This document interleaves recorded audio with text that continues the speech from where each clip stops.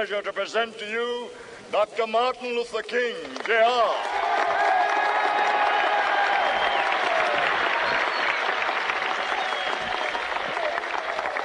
I am happy to join with you today in what will go down in history as the greatest demonstration for freedom in the history of our nation.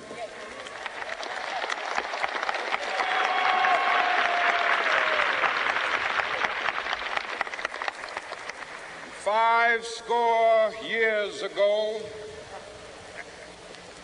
a great American in whose symbolic shadow we stand today signed the Emancipation Proclamation. This momentous decree came as a great beacon light of hope to millions of Negro slaves who had been seared in the flames of withering injustice. It came as a joyous daybreak to end the long night of their captivity. But 100 years later, the Negro still is not free. 100 years later, the life of the Negro is still sadly crippled by the manacles of segregation and the chains of discrimination. 100 years later, the Negro lives on a lonely island of poverty in the midst of a vast ocean of material prosperity. 100 years later, the Negro is still languished in the corners of American society and finds himself in exile in his own land. And so we've come here today to dramatize a shameful condition. In a sense, we've come to our nation's capital to cash a check. When the architects of our republic wrote the magnificent words of the Constitution and the Declaration of Independence, they were signing a promissory note to which every American was to fall heir. This note was a promise that all men, yes, black men as well as white men, would be guaranteed the unalienable rights of life, liberty, and the pursuit of happiness. It is obvious today that America has defaulted on this promissory note insofar as her citizens of color are concerned. Instead of honoring this sacred obligation, America has given the Negro people a bad check, a check which has come back marked insufficient funds.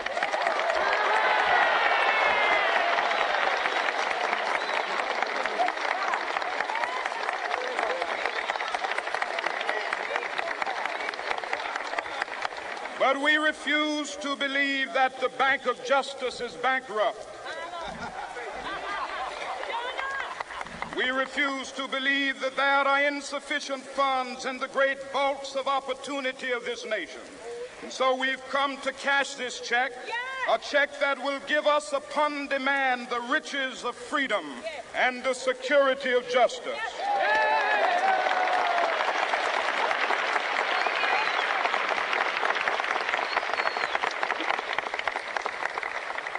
We have also come to this hallowed spot to remind America of the fierce urgency of now. This is no time to engage in the luxury of cooling off or to take the tranquilizing drug of gradualism.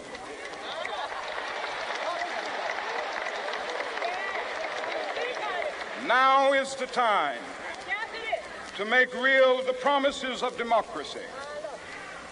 Now is the time to rise from the dark and desolate valley of segregation to the sunlit path of racial justice. Now is the time to lift our nation from the quicksands of racial injustice to the solid rock of brotherhood. Now is the time to make justice a reality for all of God's children. It would be fatal for the nation to overlook the urgency of the moment. This sweltering summer of the Negro's legitimate discontent will not pass until that is an invigorating autumn of freedom and equality. 1963 is not an end, but a beginning. Those who hope that the Negro needed to blow off steam and will now be content will have a rude awakening if the nation returns to business as usual.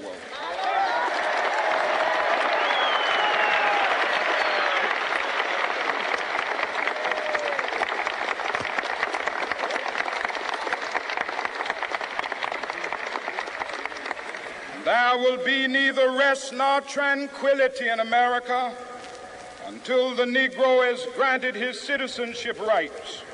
The whirlwinds of revolt will continue to shake the foundations of our nation until the bright day of justice emerges. But that is something that I must say to my people who stand on the warm threshold which leads into the palace of justice. In the process of gaining our rightful place, we must not be guilty of wrongful deeds. Let us not seek to satisfy our thirst for freedom by drinking from the cup of bitterness and hatred.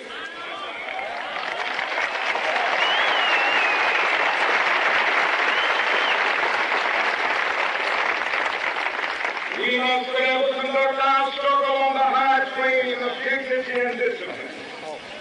We must not allow our creative protest to degenerate into physical violence. Again and again, we must rise to the majestic heights of meeting physical force with soul force. The marvelous new militancy which has engulfed the Negro community must not lead us to a distrust of all white people. For many of our white brothers, as evidenced by their presence here today, have come to realize that their destiny is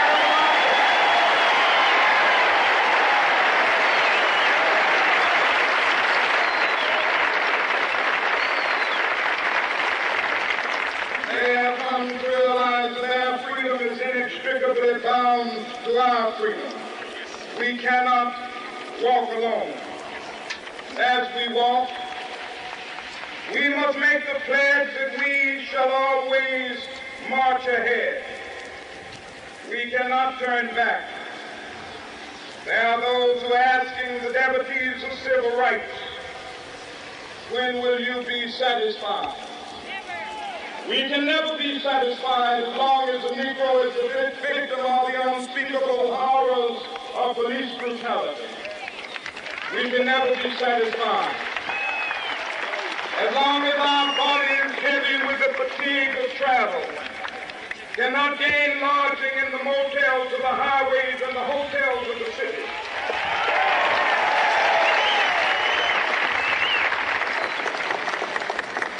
We cannot be satisfied as long as a Negro in Mississippi cannot vote and a Negro in New York believes he has nothing for which to vote.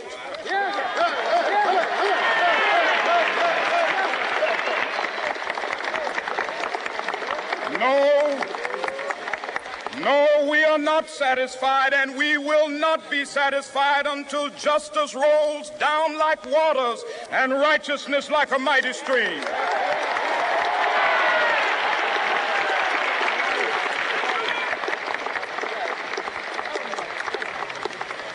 I am not unmindful that some of you have come here out of great trials and tribulations. Some of you have come fresh from narrow jail cells. Some of you have come from areas where your quest for freedom left you battered by the storms of persecution and staggered by the winds of police brutality. You have been the veterans of creative suffering. Continue to work with the faith that unearned suffering is redemptive. Go back to Mississippi. Go back to Alabama. Go back to South Carolina. Go back to Georgia. Go back to Louisiana. Go back to the slums and ghettos of our northern cities, knowing that somehow this situation can and will be changed. Let us not wallow in the valley of despair. I say to you today, my friends,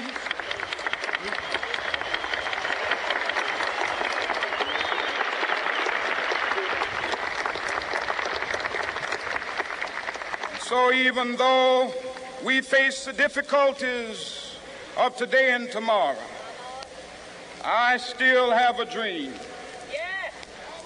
It is a dream deeply rooted in the American dream. I have a dream that one day this nation will rise up and live out the true meaning of its creed. We hold these truths to be self-evident, that all men are created equal.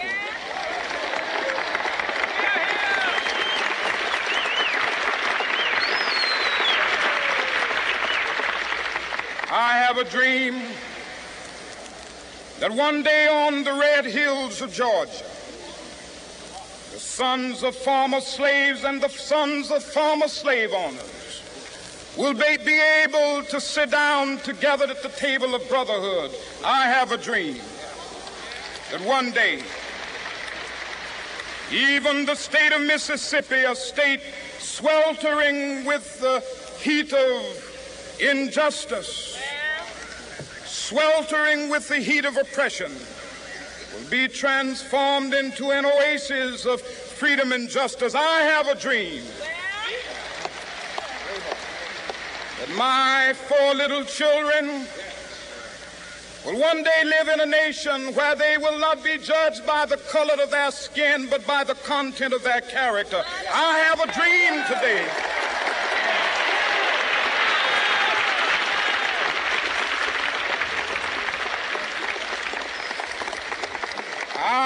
a dream that one day down in Alabama, with its vicious racists, with its governor having his lips dripping with the words of interposition and nullification, one day right there in Alabama, little black boys and black girls will be able to join hands with little white boys and white girls as sisters and brothers. I have a dream today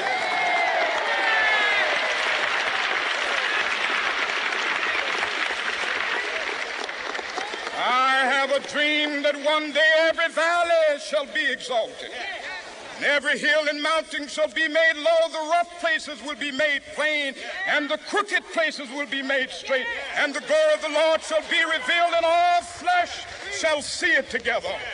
This is our hope. This is a faith that I go back to the South with.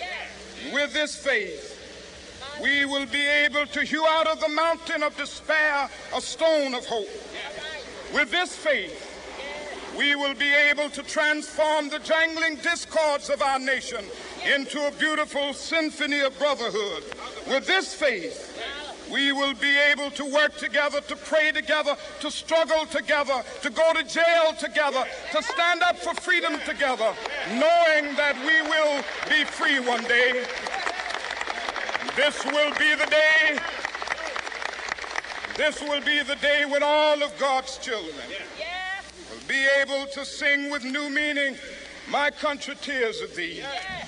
Sweet land of liberty, of thee I sing. Land where my fathers died, land of the pilgrim's pride. From every mountainside, let freedom ring. And if America is to be a great nation, this must become true. And so let freedom ring.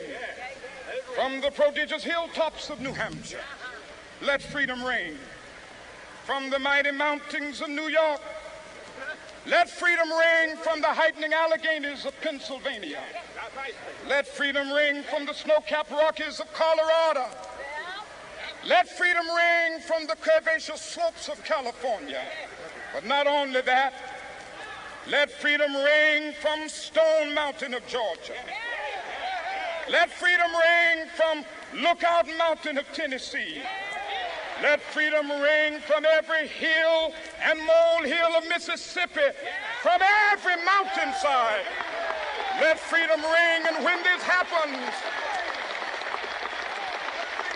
when we allow freedom ring, when we let it ring from every village and every hamlet, from every state and every city, we will be able to speed up that day when all of God's children, black men and white men, Jews and Gentiles, Protestants and Catholics, will be able to join hands and sing in the words of the old Negro spiritual, free at last, free at last. Thank God Almighty, we are free at last.